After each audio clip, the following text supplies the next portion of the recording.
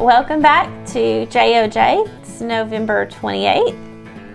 And hope you had a happy Thanksgiving. Oh, that's right. So I was thinking, did we not talk about Thanksgiving? But we did. So hope y'all enjoyed your Thanksgiving. And it's definitely officially Christmas season. Like, official. I normally don't skip over. We celebrate Thanksgiving, but normally I'll do decorations after Thanksgiving, but I don't host Thanksgiving, so there's no one to say that my tree can't be up November 4th or 5th-ish. Maybe 2nd even. Well, I won't be home to put it up. So our final topic on Omni. Yep. And we can move on. So, this one's been a really hard one. You gonna say it? No. What? Well, no, I can say Omnipotent. No. What is it? Omnipotent. No. Okay, so the word for this week is omnipotent. It means having unlimited or universal power, authority, or force. All powerful. Yeah, omnipotent is the word of this week in this final Omni series. So a couple verses, or stories in the Bible even, where it's Moses in the Red Sea, the parting of the Red Sea. I think that is a very, for me being a guy who makes his living on the water and fishing when there's an east wind, I can understand what an east wind typically does to the fishing. And I've also been on places where wind has pushed water around drastically. Almost got stuck under a bridge one time because the water was being blown back in there really quickly. But anyways, so the parting of the Red Sea. And so at Exodus 14:21 and 22 says, Then Moses stretched out his hand over the sea, and all that night the Lord drove the sea back. Not Moses, but the Lord drove the sea back with a strong east wind and turned it into dry land. The waters were divided. And the Israelites went through the sea on dry ground with a wall of water on their right and on their left. So that, to me, that would be, that paints a pretty good picture. They're literally walking through on dirt, water, a wall of water over here, just being, wind's holding it back. That, to me, that would be you wonder if they're like walking by like, I think I would try to run through. I saw a drop. What? That would be a very surreal experience. But it paints a pretty clear picture of what it looked like. Dry ground they're walking on with a wall of water to their left and to the right. Yeah. So yeah, that is obviously the power of God displayed. Yeah, I think that's one of the, you read all the different stories. I think that's probably has to be one on top list of like you would have loved to have been there during that time to witness that. Absolutely. Because who knows if we'll ever witness anything like that in our lifetime. Yeah. And that would be really, really cool to be able to see.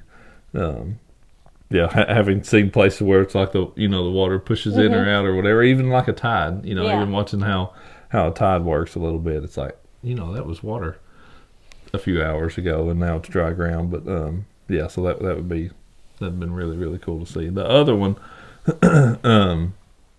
is with Job, and poor old Job. I know, we were talking about this last night and I was like, poor Job. he was a righteous man. That's what it says about him at the start of the book, and that Satan wanted to torment him. Satan felt like he could get him to curse God. And tried everything to do it.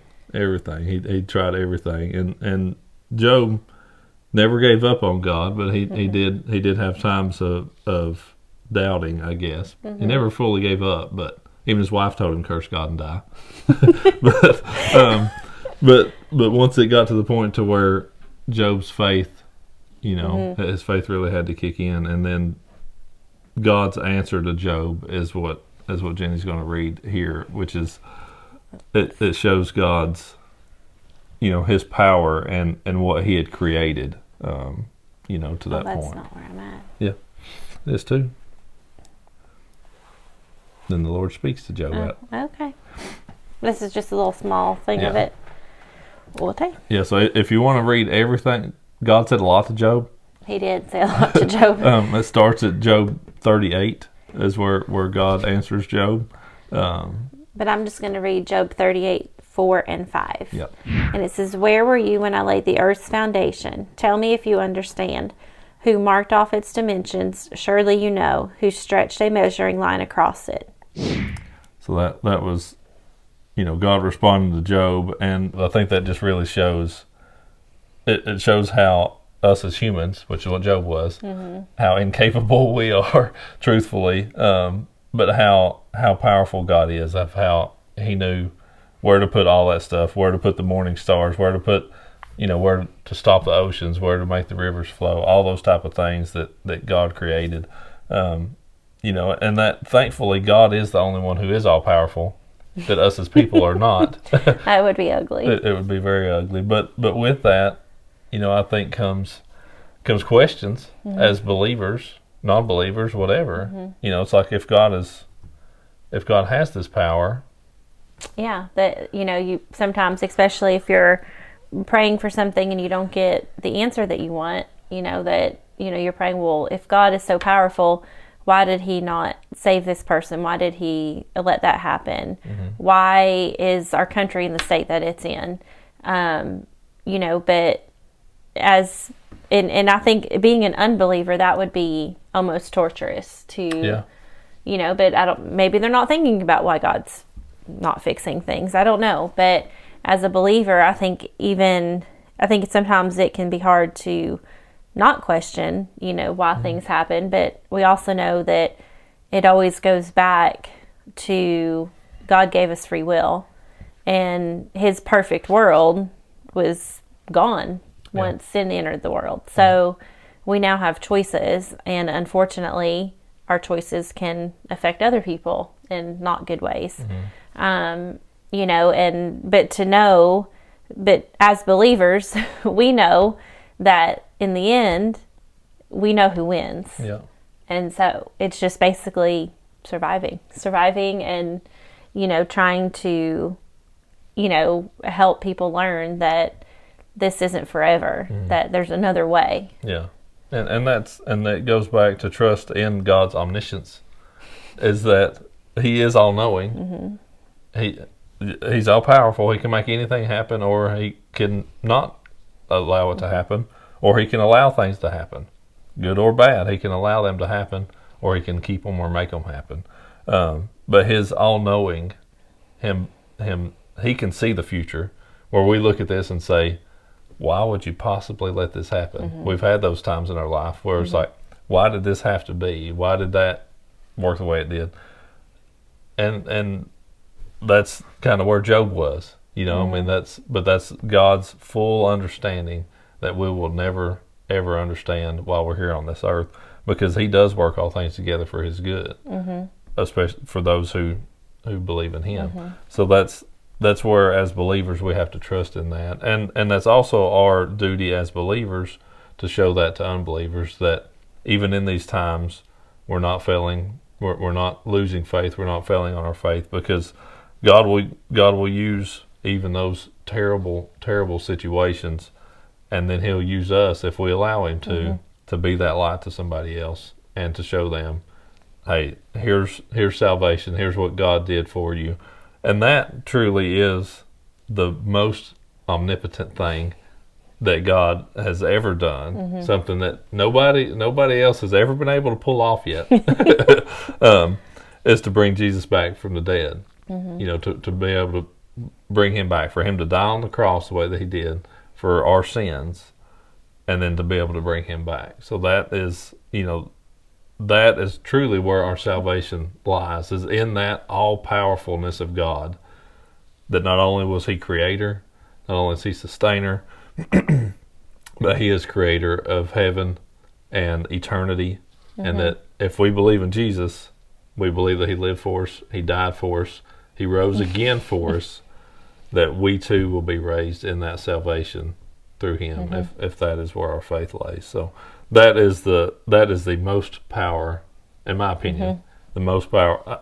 That's cool. I mean, the fact that God created the earth, that's really cool. Yeah. the fact that he conquered death is way better. It truly is. You know, I mean, that is something that none of us can even grasp whatsoever. So that is what he did through Jesus and his all powerfulness. And I hope that you do, that you do some Bible study on this, on any of these.